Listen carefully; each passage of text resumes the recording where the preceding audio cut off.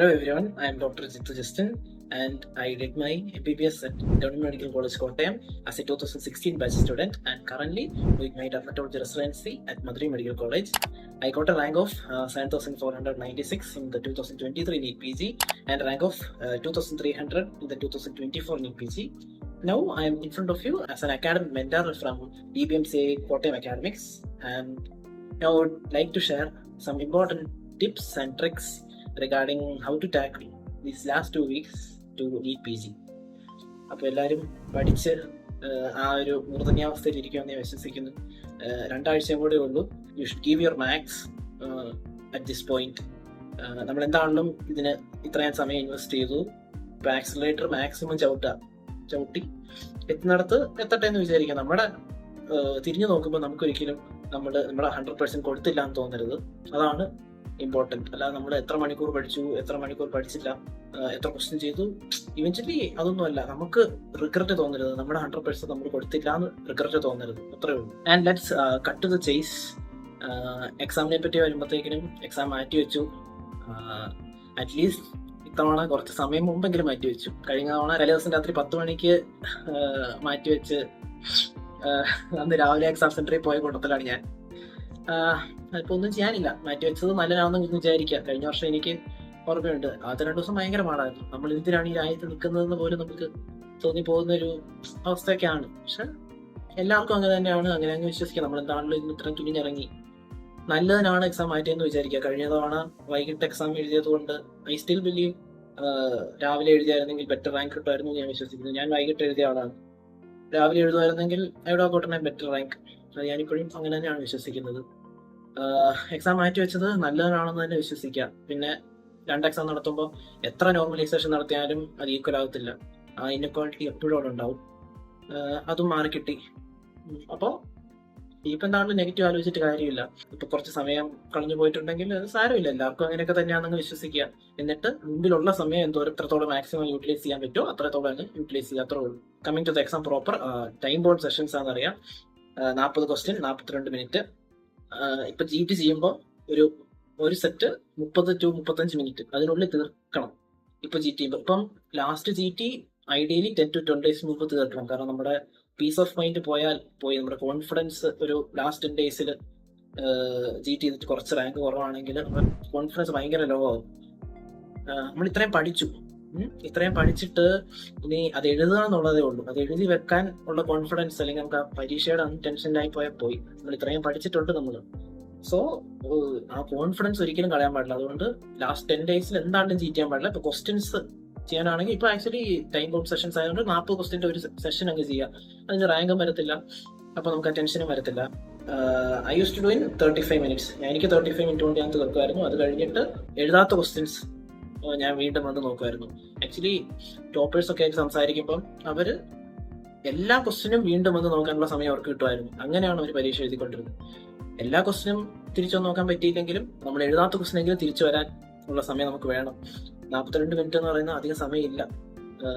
അത് വളരെ കുറവ് സമയമാണ്. ഇനി സെറ്റിന് സമയം കിട്ടാത്തവർക്ക് അറിയാമായിരിക്കും. അപ്പോൾ ചിലപ്പം ആദ്യത്തെ കുറെ ക്വസ്റ്റ്യൻ പാടായിരിക്കും. ആ പാട് ക്വസ്റ്റ്യൻ ആണെങ്കിൽ വിട്ടേക്കാം. അവസാനമൊക്കെ ഇരിക്കുന്ന ക്വസ്റ്റ്യൻ ചിലപ്പോൾ 1 word ആൻസർ ആയിരിക്കും. നമ്മൾ 10 തവണ കണ്ട ക്വസ്റ്റ്യൻ ആയിരിക്കും അവസാനം കിടക്കുന്നത്. അത് എഴുതാൻ സമയം കിട്ടിയില്ലെങ്കിൽ ഭയങ്കര മോശമായിരിക്കും. And number of questions at least 180 to 190. ഒരു 150 ക്വസ്റ്റ്യൻസ് എഴുതിയിട്ട് നമുക്ക് റാങ്ക് വേണമെന്ന് പറയുന്നത് ഒരിക്കലും നടക്കത്തില്ല. 150 ക്വസ്റ്റ്യനിൽ എങ്ങനെ പോയാലും 10-15 ക്വസ്റ്റ്യൻ തെറ്റും. അതിപ്പോൾ എത്ര വലിയ ടോപ്പർ ആണെങ്കിലും 100% ഷുവർ ആണെങ്കിലും എങ്ങനെ പോയാലും അത്രയും ക്വസ്റ്റ്യൻ തെറ്റും. അപ്പം ഈ 150 ഒരു 20 തെറ്റിയാൽ 130.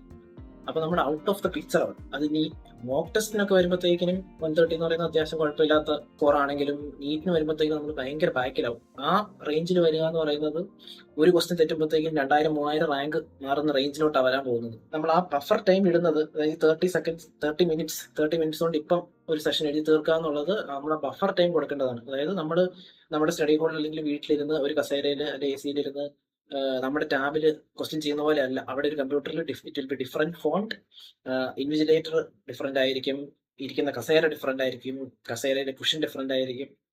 അതെല്ലാം നമ്മുടെ ഒരു ക്വസ്റ്റിനിൽ നിന്ന് 5 സെക്കൻഡ് വെച്ചെടുത്താലും ഇവഞ്ചലി വരുമ്പം ഭയങ്കര ഡിഫറൻസ് ആണ് വരുന്നത്. ലോങ് ക്വസ്റ്റ്യൻ ലീവിങ്, അതായത് വലിയ ക്വസ്റ്റ്യൻ ലീവ് ചെയ്തിട്ട് ചെറിയ ക്വസ്റ്റ്യൻ മാത്രം ആദ്യം എഴുതുക, എന്നിട്ട് ലോങ് ക്വസ്റ്റിനോട്ട് പിന്നെ വരിക, ഇങ്ങനെ ഒരു സ്ട്രാറ്റജി പലരും പറയാറുണ്ട്. അത് ആക്ച്വലി എനിക്ക് വർക്കൗട്ട് ആയിട്ടില്ല. കാരണം നമ്മൾ ആ ക്വസ്റ്റ്യൻ ഒന്ന് വായിച്ചിട്ട് വിടുവാണെങ്കിൽ, പാടാണെങ്കിൽ അത് വിടുവാണെങ്കിൽ നമുക്ക് ബാക്ക് ഓഫ് ദ മൈൻഡിൽ നമ്മുടെ ബ്രെയിൻ ആ ക്വസ്റ്റിനെ പ്രോസസ് ചെയ്യുന്നുണ്ടെന്നാണ് ഞാൻ വിശ്വസിക്കുന്നത്. അപ്പം തിരിച്ചു വരുമ്പോഴത്തേക്കും ആ ക്വസ്റ്റിനുള്ള ഉത്തരം കിട്ടാൻ കുറച്ചും കൂടെ ചാൻസ് കൂടുതലാണ്. പിന്നെ coming to using the rest room, ഭയങ്കര ഇമ്പോർട്ടൻ്റ് ആണെങ്കിൽ ഉപയോഗിക്കുക. അല്ല നമുക്ക് പിടിച്ചു നിൽക്കാൻ പറ്റുന്നുണ്ടെങ്കിൽ ആ സമയം കളയണ്ട. 5 മിനിറ്റ്സ് അതൊരു ഭയങ്കര വലിയ സമയമാണ് ഈ പരീക്ഷയുടെ ഇടയ്ക്ക്. എനിക്ക് ടോയ്ലറ്റിൽ പോകണമായിരുന്നു. ഞാൻ ഉപയോഗിച്ചുകൊണ്ടിരുന്ന പറഞ്ഞാൽ ഒരു സെഷന്റെ അവസാനത്തെ ഒരു 2 മിനിറ്റും അടുത്ത സെഷന്റെ ആദ്യത്തെ 3 മിനിറ്റും അങ്ങനെ കാൽക്കുലേറ്റ് ചെയ്താണ് ഞാൻ 5 മിനിറ്റ് ഒപ്പിച്ചത്. എപ്പോഴും ടൈമറിൽ ഒരു കണ്ണു വേണം. നമ്മൾ 10 മിനിറ്റ് കഴിയുമ്പോൾ ടൈമറിൽ എത്ര മിനിറ്റ് മിച്ചം ഉണ്ടെന്ന് നോക്കുക, എത്ര ക്വസ്റ്റ്യൻ ചെയ്തു. അത് എപ്പോഴും ആ ഒരു ഇതിലങ്ങ് പോകണം. കാരണം അവസാനം പോയി നോക്കി 35 മിനിറ്റ് ആയി, ഇനി ഒരു 20 ക്വസ്റ്റ്യൻ കൂടെ ചെയ്യേണ്ട, പോയി നമുക്ക് ആ സെഷൻ പോയി. ഒരു സെഷൻ പോകുമ്പോഴത്തേക്കിനും അടുത്ത സെഷനിലോട്ടും നമ്മുടെ മൈൻഡ് ഡിസ്റ്റർബ്ഡ് ആയി. അത് ഓർമ്മ വേണം. പിന്നെ ക്വസ്റ്റ്യൻസ് ചെയ്യുന്നതിൽ നമ്മുടെ ഉത്തരം നമ്മുടെ മുന്നിലുണ്ട്, അത് ഓർമ്മ വേണം. 4 ഓപ്ഷനിലൊന്നും ഉത്തരവാണ്. നമ്മുടെ തിയറി എക്സാം പോലെ നമ്മൾ ചുമ്മാ പേപ്പറിൽ എഴുതുമല്ലോ. നമ്മുടെ മുന്നിൽ ഉത്തരവുണ്ട്, അത് ആ 4 ഓപ്ഷനിൽ നിന്ന് കണ്ടുപിടിച്ചാൽ മതി. അത് ഇപ്പം കഴിഞ്ഞ വർഷം ഒരു ക്വസ്റ്റ്യൻ ഉണ്ടായിരുന്നു, 4 ഓപ്ഷനിൽ തന്നെ ആൻസർ എന്ന് പറഞ്ഞ് കിടപ്പുണ്ടായിരുന്നു.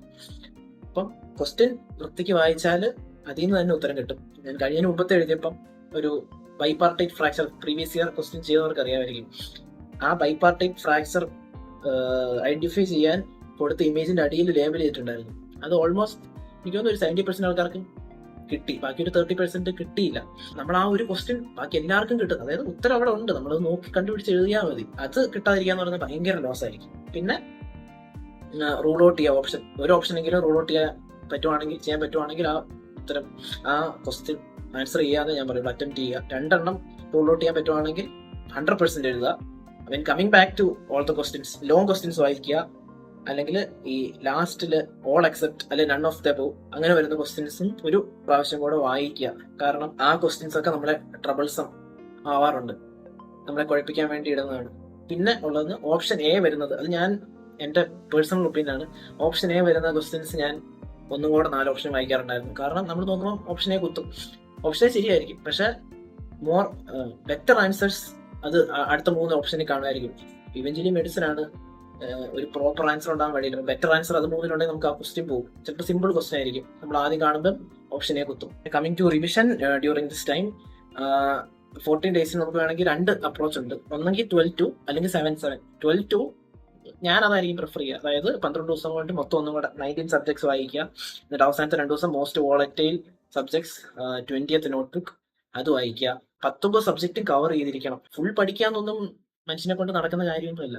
അത് ഓടിച്ചു വിടുക എന്നുള്ളതേ ഉള്ളൂ. നമ്മളെ കൊണ്ട് പറ്റുന്ന പോലെ ഓടിച്ചു വിടുക, മറിച്ച് വിടുക. ഇപ്പോൾ ഒരു പേജിൽ സ്റ്റക്ക് ആവുകയാണെങ്കിൽ ആ പേജ് വിടുക, എന്നിട്ട് അടുത്ത പേജ് എടുക്കുക. ഒരു സബ്ജക്റ്റ് സ്റ്റക്ക് ആവുകയാണെങ്കിൽ ആ സബ്ജക്റ്റ് അങ്ങ് മാറ്റി വെക്കുക, അടുത്ത സബ്ജക്റ്റ് എടുക്കുക, വായിക്കുക. 19 സബ്ജക്റ്റ് തീർക്കുക, അത് മസ്റ്റാണ് ഈ ദിവസങ്ങളിൽ. നമ്മൾ പഠിക്കുക എന്നുള്ളതല്ല, റിവൈസ് ചെയ്യുക എന്നുള്ളതാണ്. മറിച്ച് പേജ് വിടുക. ഇവഞ്ച്വലി നമ്മുടെ മനസ്സിലുണ്ടായിരിക്കും വിശ്വസിച്ചങ്ങ് ചെയ്യുക. മൊത്തം വായിക്കേണ്ട ആവശ്യമില്ല. മോസ്റ്റ് ഇമ്പോർട്ടന്റ് കാര്യങ്ങൾ മാത്രം വായിക്കുക. നമ്മൾ കുറെ PVQs ഒക്കെ ചെയ്തിട്ടുണ്ടാവും, അപ്പൊ ഇമ്പോർട്ടന്റ് ടോപ്പിക്സ് ഒക്കെ നിങ്ങൾക്ക് തന്നെ അറിയാം. ആ ടോപ്പിക്സ് മാർക്ക് ചെയ്തിട്ടുണ്ടെങ്കിൽ അത് വായിക്കാം. പിന്നെ റിവൈസ് ചെയ്ത് നമുക്ക് ഒരു സാച്ചുറേഷൻ പോയിന്റ് എത്തും. എത്ര വായിച്ച് വിട്ടാലും ഒരു സാച്ചുറേഷൻ പോയിന്റ് എത്തും. അപ്പൊ നമുക്ക് വേണമെങ്കിൽ എന്തെങ്കിലും വീഡിയോസ് കാണും. ഇപ്പൊ ബാട്ടിക്കാണെങ്കിൽ 1 ഷോട്ട് ഉണ്ട്. ഞാൻ അവസാനം ഓർത്തോ 1 ഷോട്ട് മാത്രമേ കണ്ടുവിട്ടിട്ടുള്ളായിരുന്നു. എല്ലാ സബ്ജക്റ്റും നമുക്കൊരു പരിചയം ഉണ്ടല്ലോ, അതിന്റെ അപ്പുറത്ത് എത്താൻ പറ്റുന്നില്ല, ചുമ്മാ വീഡിയോ കണ്ടോണ്ടിരിക്കുക. പിന്നെ GT ചെയ്തില്ലെങ്കിലും ക്വസ്റ്റ്യൻസുമായിട്ട് ഫെമിലിയറൈസ് ആയിട്ടിരിക്കണം. ക്വസ്റ്റ്യൻ ചെയ്യുന്ന ഇതുമായിട്ട് ഫെമിലിയർ ആയിട്ടിരിക്കണം. അതായത് കസ്റ്റം മൊഡ്യൂൾ ഇടാനുള്ള ഓപ്ഷൻ ഉണ്ട് മാനുവൽ. ഇപ്പം അതായത് ഇപ്പം 40 ക്വസ്റ്റ്യൻ നമുക്ക് കസ്റ്റം മൊഡ്യൂൾ ഇടാം. അപ്പം നമ്മുടെ റാങ്ക് നമ്മൾ കാണുന്നില്ല, PVQ തന്നെ ഇട്ടാലും മതി. ഇപ്പം നമ്മൾ ഓൾറെഡി PVQ ചെയ്തതുകൊണ്ട് നമ്മുടെ നമ്പർ ഓഫ് ക്വസ്റ്റ്യൻസ് കറക്റ്റ് അത്ര മോശം പോകത്തില്ല, അപ്പം കോൺഫിഡൻസും പോകത്തില്ല. പക്ഷെ നമ്മൾ ആ ക്വസ്റ്റ്യൻ ചെയ്യുന്ന 9-9:30 മണി ആ സമയത്ത് തന്നെ ചെയ്യുക. ക്വസ്റ്റ്യൻ ചെയ്യുന്ന ഇതുമായിട്ട് ഈ 10-12 ദിവസം GT ചെയ്യാത്തത് കൊണ്ട് അത് ടച്ച് വിട്ട് പോകരുത്. പിന്നെ coming to the day of the exam ഭയങ്കര ഇമ്പോർട്ടൻറ്റ്. എനിക്ക് എന്താണ്ട് ഭയങ്കര ഇമ്പോർട്ടൻ്റ് ആയിരുന്നു. ഞാൻ അതുപോലെ പ്രിപ്പയർ ചെയ്തിട്ടാണ് പോയത്. കാരണം നമ്മുടെ അന്നത്തെ കഫീൻ, അന്ന് ടീ, നമ്മൾ റെസ്റ്റ് റൂം യൂസ് ചെയ്യുന്നത്, അതെല്ലാം നമ്മുടെ ബ്രെയിനെ ട്രെയിൻ ചെയ്യണം. അതായത് നമ്മൾ ജസ്റ്റ് അനദർ ഡേ അങ്ങനെ തോന്നണം, ജസ്റ്റ് അനദർ GT. ഇപ്പം നമ്മൾ ഇതുവരെ ഒരു 15 GT ചെയ്തിട്ടുണ്ടെങ്കിൽ 16ാമതൊരു GT അങ്ങനെ വേണം അന്നത്തെ ദിവസം പോകാൻ. കാരണം നമ്മുടെ ബ്രെയിനിന് ഇപ്പോൾ 14 ദിവസം ഉണ്ട്, അങ്ങനെ ട്രെയിൻ ചെയ്ത് കൊണ്ടുവരണം. നമ്മുടെ ഉറക്കം എന്നും 9 മണിക്ക് എണീറ്റോണ്ടിരുന്ന ആള് അന്ന് പോയിട്ട് 9 മണിക്ക് പോയി പരീക്ഷ എഴുതാൻ പറ്റുക എന്ന് പറയുന്നത് കുറച്ച് ബുദ്ധിമുട്ടായിരിക്കും. പറ്റുമായിരിക്കും ആൾക്കാർക്കൊക്കെ, എനിക്ക് പാടായിരുന്നു. ഓൾമോസ്റ്റ് എല്ലാവർക്കും ബുദ്ധിമുട്ടായിരിക്കും. അപ്പോൾ നമ്മളത് നമ്മുടെ ബ്രെയിനെ നേരത്തെ തന്നെ ട്രെയിൻ ചെയ്തെടുക്കണം. Coming to the exam centres, 21st test cities allot ചെയ്യും. അന്നേ നമ്മൾ ട്രാവൽ ലോങ് ആണെങ്കിൽ അറേഞ്ച് ചെയ്യുക, ഹോട്ടൽ അറേഞ്ച് ചെയ്യുക. അത്രയും നമ്മൾ ഇൻവെസ്റ്റ് ചെയ്തു. അപ്പോൾ കുറച്ചും കൂടെ ഇൻവെസ്റ്റ് ചെയ്യുക. അത്യാവശ്യം നല്ലൊരു ഹോട്ടൽ നോക്കി അതിൻ്റെ അടുത്ത് തന്നെ എടുക്കുക. ഇപ്പം ഫാർ അവേ പ്ലേസസിലാണെങ്കിൽ അധികം പേർക്ക് അങ്ങനെ ഫാർ അവേ പ്ലേസസ് കിട്ടിയിട്ടില്ല എന്ന് തോന്നുന്നു. അപ്പോൾ 31st ഹോൾ ടിക്കറ്റ് വരുന്നത്. അതുവരെ വെയിറ്റ് ചെയ്യാതിരിക്കുക. അതിന് മുമ്പ് തന്നെ 21st തന്നെ ടെസ്റ്റ് സിറ്റീസ് കിട്ടുമ്പോൾ തന്നെ ട്രാവൽ എല്ലാം അറേഞ്ച് ചെയ്യുക. ദൂരെ ആണെങ്കിൽ തലേന്ന് രാവിലെ എങ്കിലും പോയി അവിടെ കിടക്കാൻ പറ്റുന്ന ആ സമയത്ത് പോയി, എന്നിട്ട് തലേന്ന് തന്നെ അങ്ങോട്ട് സെൻട്രലിലോട്ടുള്ള ട്രാവൽ അറേഞ്ച് ചെയ്യുക. ഇപ്പോൾ ഒരു 1 hour 2 hour ജേർണി വീട്ടിൽ നിന്നുണ്ടെങ്കിൽ വീട്ടിൽ നിന്ന് തന്നെ പോയി വരിക. അല്ലെങ്കിൽ ഇപ്പോൾ താമസിക്കുന്ന സ്ഥലം എവിടെയാണോ അവിടുന്ന് പോയി വരിക. പിന്നെ അവസാനമായിട്ട് പറയാനുള്ളത്, ഇപ്പം 1 വർഷം മുമ്പത്തെ എന്നോട് ഞാൻ പറയേണ്ടിയിരുന്ന ഒരു കാര്യമാണ്. Don't be so hard on your self. നമ്മൾ തന്നെയാണ് നമ്മളെ ഏറ്റവും കൂടുതൽ ഉപദ്രവിക്കുന്നത്. അതായത് നമ്മൾ ചെയ്തിട്ടുണ്ട്. അപ്പോഴും നമ്മൾ വേറൊരാളുമായിട്ട് കമ്പയർ ചെയ്ത് നമ്മൾ 10 മണിക്കൂർ പഠിച്ചില്ല, നമ്മൾ 12 മണിക്കൂർ പഠിച്ചില്ല, അതൊന്നും നല്ല കാര്യം. നമ്മുടെ 100% ഇട്ടോ. ഇപ്പം യു ലുക്ക് ബാക്ക്, വേണ്ട പുറകോട്ട് നോക്കണ്ട, മുമ്പോട്ട് നോക്കിയാൽ മതി. 14 ദിവസം ഉണ്ട്, 100% ഇട്ടോ. അത് മാത്രമേ ഉള്ളൂ. റിഗ്രറ്റ് ചെയ്യാൻ ഒരു ഇടം വരുന്നത് അത് മാത്രമേ ഉള്ളൂ. നമ്മുടെ 100% ഇട്ടോ എന്ന് മാത്രം ആലോചിക്കുക. ഇപ്പോൾ ഈ ഏജിൽ പഠിത്തം മാത്രമായിട്ടിരിക്കുക എന്ന് പറയുന്നത് ഇറ്റ്സ് നോട്ട് ഈസി. നമ്മുടെ എഞ്ചിനീയറിംഗ് ഫ്രണ്ട്സ് അല്ലെങ്കിൽ അല്ലാത്ത ആൾക്കാർ ഈ ഏജിൽ സെറ്റിൽഡ് ആണ്. നമ്മൾ ആ പ്രായത്തിൽ നമ്മളിരുന്ന് പഠിക്കുകയാണ്. നമ്മുടെ കരിയർ ഗ്രോത്തിനാണ്. Eventually it's for the good. ഒരു PG ഉണ്ടാവുക എന്നുള്ളത് എപ്പോഴും ഒരു പ്ലസ് പോയിന്റ് ആണ്. ഇപ്പം ഇല്ലെങ്കിലും വി ക്യാൻ സർവൈവ്. ഇപ്പോൾ ആക്ച്വലി ലിസ്റ്റ് എടുത്താൽ സ്പെഷ്യാലിറ്റി ഉള്ള ഡോക്ടേഴ്സിനേക്കാളും വെൽത്തിയർ ആയിട്ടുള്ളത് MBBS വെച്ച് മാത്രം ചെയ്യുന്നവരാണ്. അല്ലെങ്കിൽ മെന്റൽ പീസ് കൂടുതലുള്ളവരും MBBS വെച്ച് മാത്രം ചെയ്യുന്നവരാണ്. പക്ഷേ PG എപ്പോഴും ഒരു പ്ലസ് ആണ്. Give a pat on your back because you deserve it. Call some friends and cry if you feel so. നിങ്ങൾക്ക് കുറച്ച് സ്ട്രെസ് തോന്നുന്നുണ്ടെങ്കിൽ believe that you are on the right track. നമ്മൾ വീട്ടിൽ വെറുതെ ഇരുന്നാൽ നമുക്ക് സ്ട്രെസ് തോന്നത്തില്ല. വെറുതെ TV കണ്ടുകൊണ്ടിരുന്നാൽ നമുക്ക് സ്ട്രെസ് വരത്തില്ല. നമ്മളെന്തോ ചെയ്യുന്നുണ്ട്, അതുകൊണ്ടാണ് നമുക്ക് സ്ട്രെസ് വരുന്നത്. സൈക്കാട്രിസ്റ്റിനൊക്കെ കൺസൾട്ട് ചെയ്യുന്നവരുണ്ടാവും. It's all normal, it's all part of life. നമ്മളെല്ലാം ഡോക്ടേഴ്സ് ആണ്. നിങ്ങൾക്ക് ഇത് കഴിയുമ്പോൾ ഒരു ഡ്യൂട്ടി എടുക്കുമ്പോൾ തീരാവുന്ന പ്രശ്നമേ ഉള്ളൂ ഇപ്പം എന്തെങ്കിലും ഉള്ള സ്ട്രെസ്.